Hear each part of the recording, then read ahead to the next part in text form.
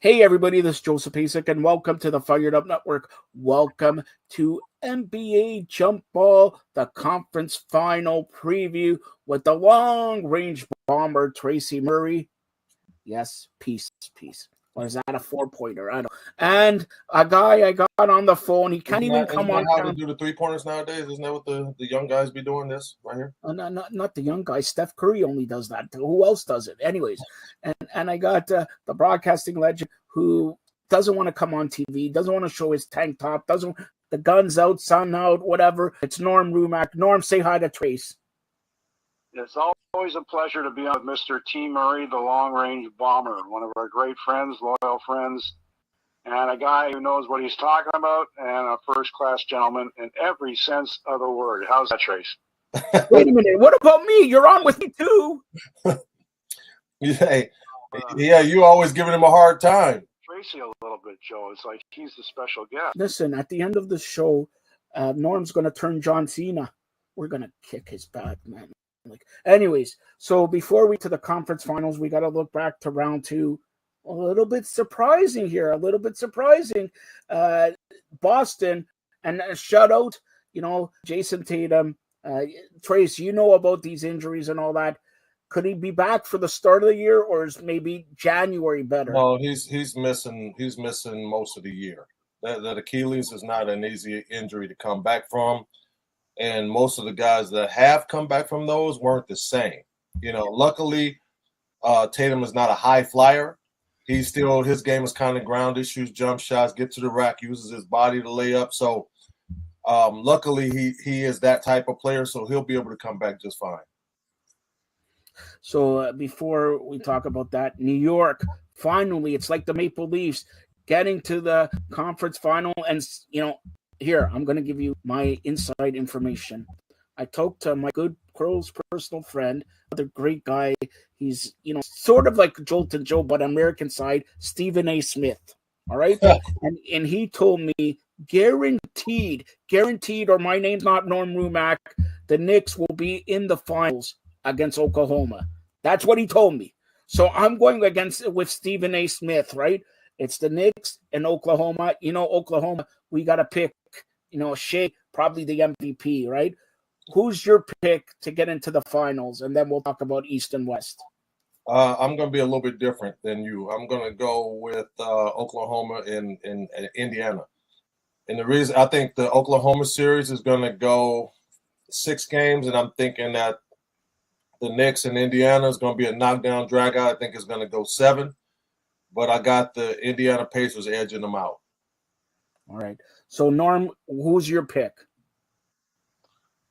Well, with New York and Indiana, I don't know. Like giving New York a slight edge sort of makes me wonder, Trace, when you look at the guard matchups, and you got Tyrese Halliburton and you got Jalen Brunson, how do you like that kind of clash of very, very good guards? I don't think it's going to be – I think it's going to be a lot of Jalen Brunson and a lot of different players with Indiana. I don't think it's just going to be Halliburton. I think it's going to be a barrage of those smaller guards, and they're going to shoot the heck out of the ball, and they're going to all take turns defending Brunson. That's what I think it's going to be. And I got news on those two guys at the end of the show. Breaking news that nobody else has, but yours truly. All right, Norm. So are you going to pick a team or what? Tracy, 2 seconds picked one. I picked one. Yeah. All right. Well, I'm picking the Knicks in that series. And out west, I'm going to go with Oklahoma. See, no, Norm. I picked the Knicks in Oklahoma. You can't pick the same like I did. Well, sometimes, Joe, you gotta tough it out. Tough it out. That's what he's okay. Let's break down the Knicks Indiana series and picked Indiana. And either way, I'm for Pascal if Indiana goes, and let's hope they can get in there because honestly, Oklahoma's titled to lose. Put it that way, because if they play Indiana or the Knicks, Oklahoma should win the title, shouldn't they, Trace? I think so, but just to talk about the Eastern Conference for a second, I think the Towns and Turner matchup is going to be interesting.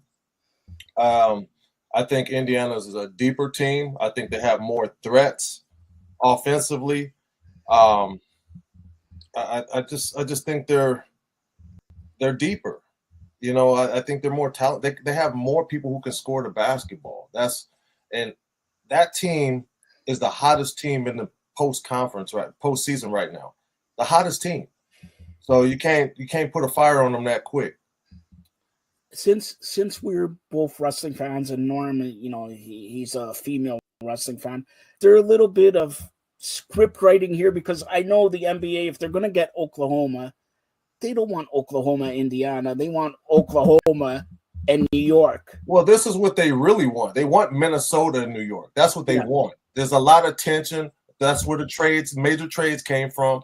They want those type of teams. They want both of them if you wanted to script it a certain way. And do you think that can happen if it's quote unquote scripted but not scripted? Anything's possible. Look what happened to Tatum. Anything is possible, man. That's the playoffs. All right. So let's look now at the West. You talk about Minnesota, Oklahoma, and honestly, if you had the MVP vote, would you give it to Shea? Yes, absolutely. It wouldn't even be close. Right. Joker had the last few years. He knocked Joker out of the playoffs, and I know it has nothing to do with it, but I think it's Shea's turn. It really is, and I'm not a guy that believes in turns, but I'm a believer, and he possibly should have gotten it last year. Yeah. You know, they had the best record in the West last year, and they had the best record in the West this year. So why are we not giving it to him now? Now, before Norm jumps back in, the Ant-Man and Shea, does the Ant-Man have to overplay Shea to win this series in Minnesota? I think the key is Julius Randle. How's he going to play? You know, how are the role players of both teams going to play? And I think OKC is deeper. They play 10 guys. You know, they're not going to get tired. They're going to keep the relentless defensive pressure up. Minnesota's a great defensive team as well. They have length. They defend. But it's just more players on the other side that's doing the same thing. So it's really up to Julius Randle who wins that series, to be honest with you. All right, Norm, what do you say? Well, I mean, I still like the teams that I picked. So I'm not, you know, obviously defer to Tracy. He knows way more about basketball than I'll ever know. So do I. But I'm gonna divert to another point. If you don't mind, Tracy, about some of the teams that are now on the sidelines, if I can ask you. Mm-hmm. In retrospect, Denver coaching change, was that a smart move or not a smart move? It was the dumbest move of the year. The dumbest move of the year. I don't care how much friction is there.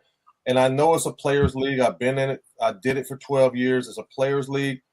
But when you start messing with coaches, general managers, and stuff like that at the time that they did it and they're trying to stay focused for a playoff run, I think that was the dumbest move all year. It's like, keep it together till the end of the season, then do what you have to do.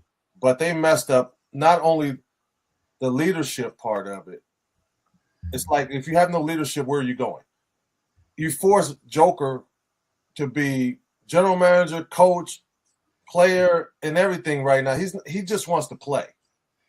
So you saw him being more vocal than normal. You're pushing people outside their comfort zones to try to lead that team to victory. That's what Malone did. That's, you know, and then Calvin Booth is the general manager. You got rid of both of them in the same weekend or same day. It's like you kill it's like cutting off the head of a body. The body dies, right? That's what they did. So I didn't expect them to get this far at all. Well, by the way, like, how did you size up young Malone as a coach? I got a young Malone in contrast to his late father, of course, Brendan. But, I mean, you know, they were right in the thick of it, were they not? He got a chip, didn't he? You know, I mean, I judge people on championships. He came in here and he got one in the first couple of years of coaching. So I don't understand what Denver was doing. And I don't care who was upset or who didn't agree with what he was doing. Him as a championship coach, he saw something with what he was doing, contrary to what other people were thinking. Follow his lead. He already won. So did Nick Nurse, that whole thing Nick was Nurse. bizarre. Same thing with Nick Nurse when he was in Toronto. I don't know. I didn't, you know. So it is what it is. The thing with Nick Nurse, it wasn't what Nick Nurse was doing, is that his players were jumping ship because we already know why everybody leaves Toronto. It has nothing to do with the city. It has nothing to do with the organization. Speaking about Toronto, and let's go some names here. The Greek Freak says now maybe he entertains some offers other than Milwaukee. A lot of people here, Masai, close to the Greek Freak and all that. Do you think that Toronto could get Giannis? He loses too much money. Okay. So let's look at, we talked about, the Boston injury and everything. Boston has to replace him, and now Porzingis is also injured. All that. What does Boston do coming off an NBA championship? And obviously this year they're not going to win, but what do they do for next year if, he's gone for almost the entire year? I don't know, because I think the Porzingis thing has to be addressed because he's always hurt. So you do have to address that situation. Are you going to keep moving forward with him? Or are you going to send him somewhere else for something? He is an asset. So what are you going to do there? Just to go back to the Greek freak to Toronto thing for a second. If the Raptors can be really creative marketing-wise and help him be marketed across the whole country where he can recoup that money, then he'll go there. But I don't think they've done that yet. I don't think they really market the Raptors on the west coast of Toronto to where these guys can recoup their money for coming there. I think they need to start hitting the whole country for extra funds, marketing-wise, endorsement-wise, for these guys to stay home. They talk about Masai Ujiri, and then I'll get back to Norm here. And they say the Atlanta Hawks are looking at him for some executive role and all that. About 2 years ago, I think there was some talk of him going to Washington, going to Lakers, Is Masai Ujiri's time in Toronto done? Would he entertain a look at Atlanta? I don't know. I don't think so. I think he fits right there in Toronto. I think he just needs to get back to work and just get some guys that's going to be happy to be there, and that's talented and that can continue to build with. It's difficult getting people in free agent. You almost have to build through the draft and just keep trying to develop from that point. If I was Masai, I wouldn't go to Washington. That's for sure. But Atlanta? Atlanta's in the lottery just like everybody else. Why would you go there? The rumor we're hearing. So I don't understand. I mean, I don't know what their ownership group is like. I know Grant Hill's part of the ownership group, and maybe he can convince him to come down there. I don't know. But he's got to look at the pieces and what he can do to build that team for it to make sense. Okay, go ahead, Norm. Yeah. In retrospect, what did Cleveland and Detroit learn about the, unexpectedly, I think for most people, very good seasons that they had that they can build on? And do they need a whole lot other than experience? You've always talked about, the issues that young guys have when they're learning the ropes in the leagues, about what to do, what not to do, how to play, how to be a good teammate, how to be a good professional. So there's a lot to learn in a short period of time. So in retrospect, with those clubs, with Detroit and Cleveland, what did they learn about themselves in their playoff experience? Well, Cleveland had injury problems, and then they just couldn't recoup when the guys came back. And they had, a red hot Indiana team that they ran into. So it's when a team is hot, it's hard to beat them. To just touch on pieces of stuff they need, they're close. They have a bunch of young guys that play hard. When you have a bunch of young guys that play hard, it's just about gaining experience, understanding how valuable possessions are versus the shot that you're taking. Maybe that's not the shot you take. Maybe you swing it one more time for somebody to get a better shot. Once they figure out, and if no one is coming up on free agency and everybody's comfortable with having a contract, I think that's when teams reach that next level, because they now stop caring about individual accolades and now they start putting the team first. I think that's the issue with a lot of young teams is they're hungry and they come out and they play extremely hard and they play their best basketball because they're trying to reach that second contract or they're trying to secure their families. Once they get to that point, now it's like, okay, championship time. Whether it's through building and developing with that team they're on, or whether it's calling an agent and trying to be shipped to a championship contender. Because when you're young, you're always about trying to secure the family first. So let me ask you, we're looking back and maybe looking forward for the Raptors. Raptors, not a bad year. I don't know what people expected and all that, but next year, everybody's saying they're going to be a playoff team. If they do get Giannis, does that mean they're in the upper echelon of playoff teams? I think they are a superstar away from going to Is the Giannis playoffs, that superstar? like an established superstar, like a Giannis.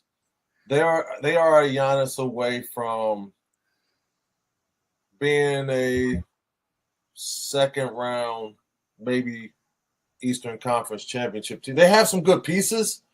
It's just that they need somebody that's been there, that's done that, that's won, that understands winning, understands the journey to the championship, to teach those young guys that are on that team how to win, how to play.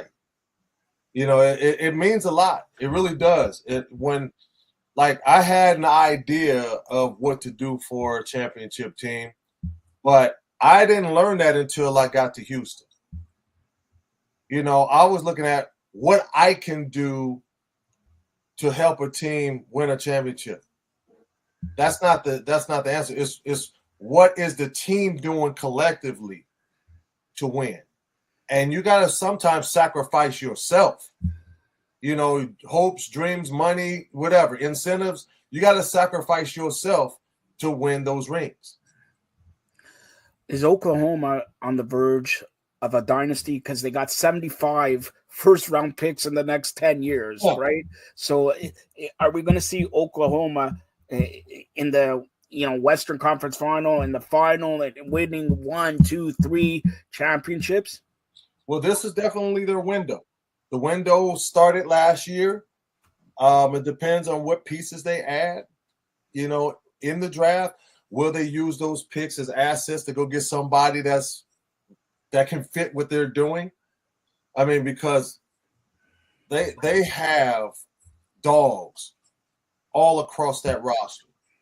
There is a hard hat mentality with that team. You can't come in there and be a soft dude. You got to be tough. You got to be a defender. You got to be willing to put your body on the line. The way they play is like old school. But all of them are really, really unselfish. I saw them play in Washington. They make the extra pass. The bench is rooting for the team the whole time. Everybody seems like they're happy. There's no one on the team that has a negative attitude, which is tough in the NBA. That's rare. No one was feeling sorry for themselves. Everybody was up cheering for the team. Everybody looked like they loved each other. I don't think you can fake that.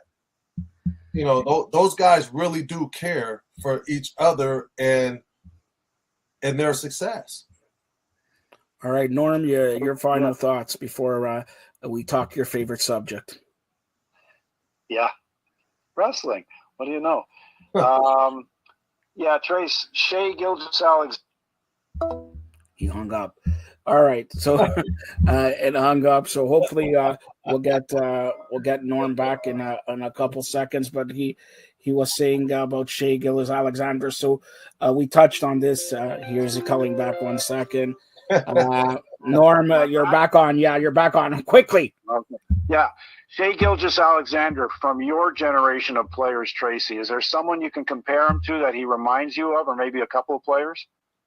It's hard to pin down one player with today's player because they're so versatile. I think he's a mixture. He's a mixture of Kobe. He's a mixture of, I'm just trying to think, size, length, athleticism. Our era don't dribble the ball as much as he does, though. It's hard to pinpoint. He might even, just how slick he is.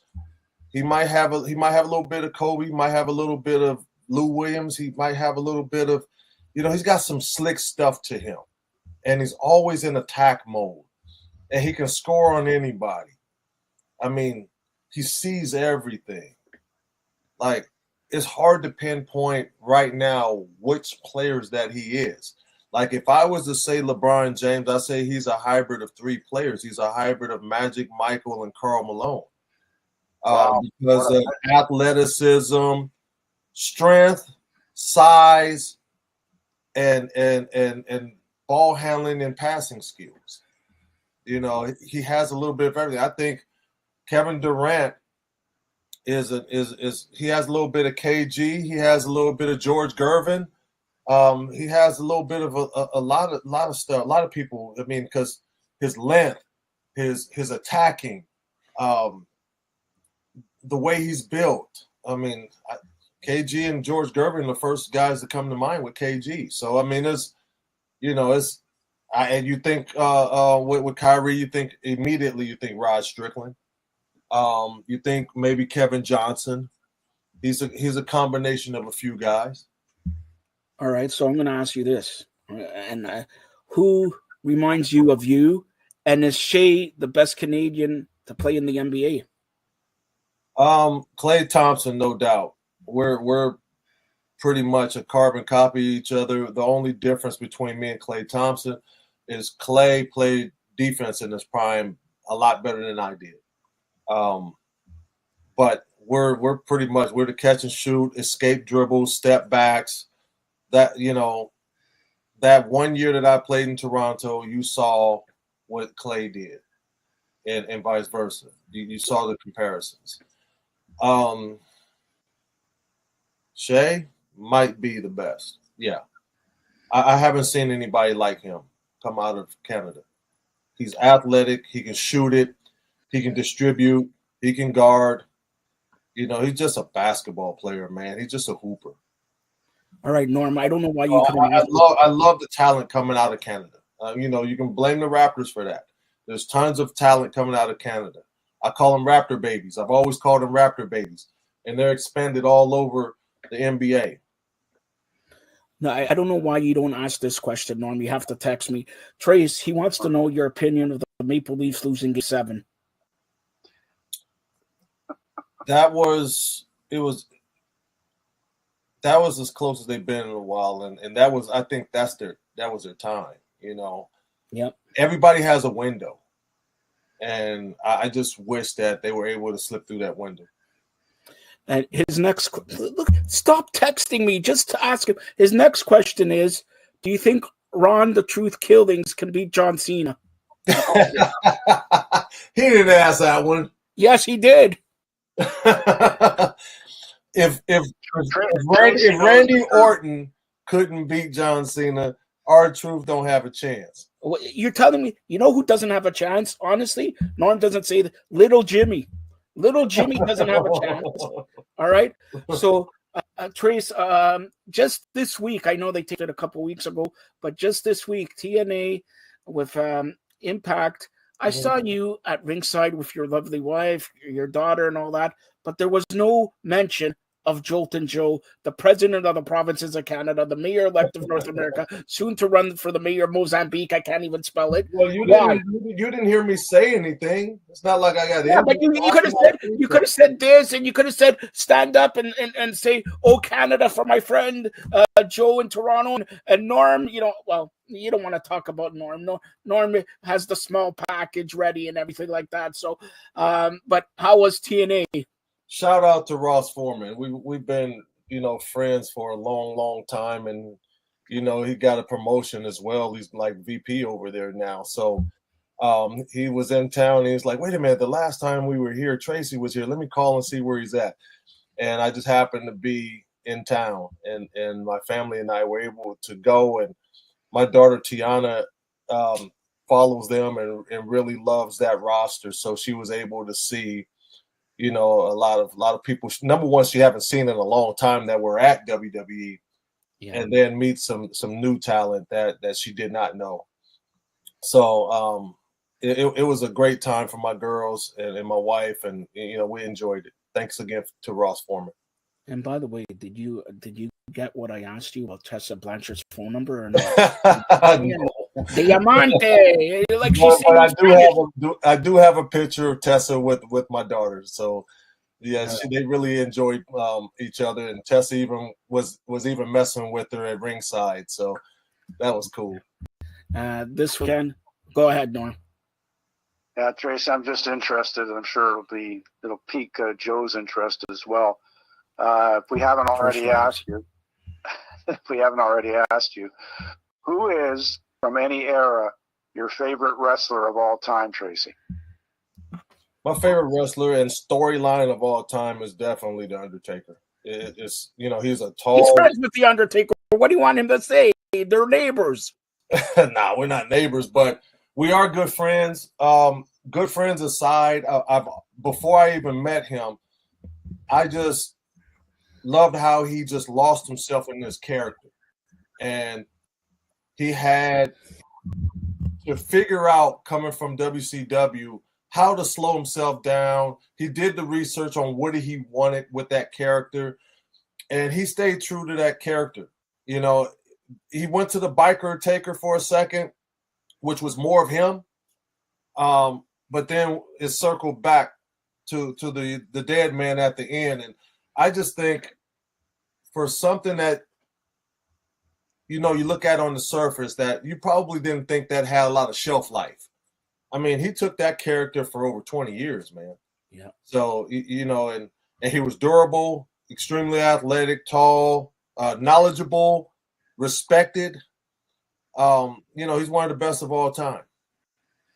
All right, we're going to close it out here with, this week is Saturday night's main event, and then AEW has on the weekend Double or Nothing. They have NXT, but on June 7th, I know you're going to go. It's in Los Angeles, June 7th. First of all, AAA organization, 3 p.m., 7 p.m., Money in the Bank. My question is, will Normie Rumack ever climb 3 ladders, 3 steps of ladders for Money in the Bank? Will he or won't he? No, because I'm barely climbing a ladder. See, so I don't expect him to. You people can't even climb ladders. I taught, Dolph Ziggler, Nick Nemeth, how to climb the ladder to success. All right, who's your call for Money in the Bank? Is it CM Punk? Where did your sound go? My sound is here. So say it again. Is it CM winning Money in the Bank? It would be interesting. It would be interesting for him to win that and set up, another storyline of him and Seth, and that whole story that's being written. It can be a really good one. I'm looking forward to seeing where the story goes, how Roman comes back into the fold, and what the alliances are going to be. It's going to be interesting, and when you have a good story, you kind of develop it slowly. I know Norm wants to jump in. Go ahead, Norm. Yeah, Trace, I got this one basketball question I forgot to ask you on this show and previous shows, but it's been a talking point all year long. About December, January, Tracy, came out that the ratings for the NBA would drop way down, and some folks feel it was because it's too much of a 3-point shooting league. Mm-hmm. Now, I don't know if that's accurate, not accurate, but if the story is accurate that the ratings were way down, what do you think has contributed to that, and what do they need to get the ratings back to where we're ordinarily used to seeing them? I think it's a couple of things. I think the ratings are probably up during the playoffs. The way they're playing in the playoffs, the way the officials are calling the games in the playoffs, the way – and they're kind of mixing it up a little bit in the playoffs. They're not dependent – I don't think they're shooting as many threes now as they did during – unless it was Boston. Boston.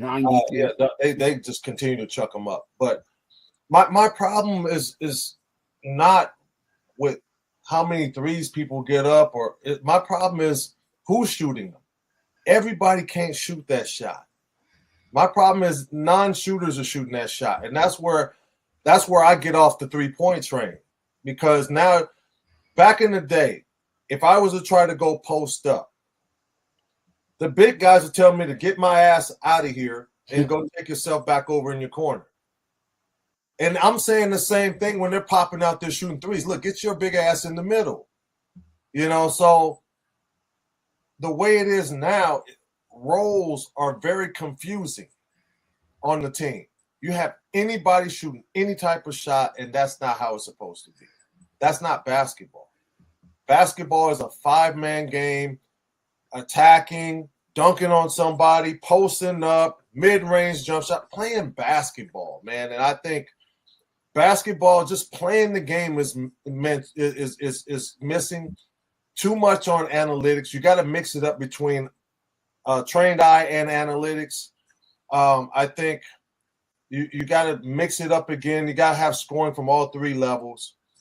And you got to have guys stop sitting out of games. If they're healthy, play. You're getting paid triple the amount of money that we got, and we were busting our ass to try to play. We hated sitting on the bench. If you're going to miss something, miss practice. But you know what? They rarely practice nowadays, so why are they missing games? That's my whole deal on it. That's my whole spiel on it. Play in the games. If you're going to miss practices and heal up and do what you got to do. But, man, if I'm a paying customer, if I am a fan and I come to the game and you got dudes sitting at the end of the bench that I wanted to come see, it's going to hurt the product. And I know everybody has their reasons for sitting out. If you're hurt, you're hurt. If you're sick, you're sick. If you're not, play, man. Forget the rest. You can rest when the season's over. And I know next year with NBC coming and some guy named Mike Jordan as the special analyst or whatever, the ratings are going to go through the roof. But like I mentioned on the show, I say I have breaking news on Brunson and Halliburton. And Trace, you'll be interested in this. I saw them in the ring. SummerSlam is in New York. SummerSlam is in New York. I'm not saying they're going to have a 1-1 fight. WWE is negotiating a tag team match. Oh my goodness, like a Rodman in Carl. Yes, a tag team match, and LA Knight and Logan Paul. That's all I'm saying, and that will be facilitated. You'll see a little bit of it at the next Premier Live event in June. You'll also see it in Saudi Arabia and all that. But that's in MetLife Stadium, August 2nd, 3rd, 2 nights. Remember, SummerSlam this year begins 2 nights. So that's all I'm saying there. See, I break news, Norm, like you, right? All right. Joe, you break something else, but I won't say. No, I don't break that. You're old. You just toot all the time.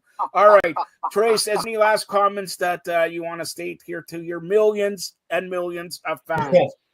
No, thanks for being patient with me today, guys. I know I had a lot to do to be able to jump on here with you guys and always have fun and have a good time. I enjoy doing this.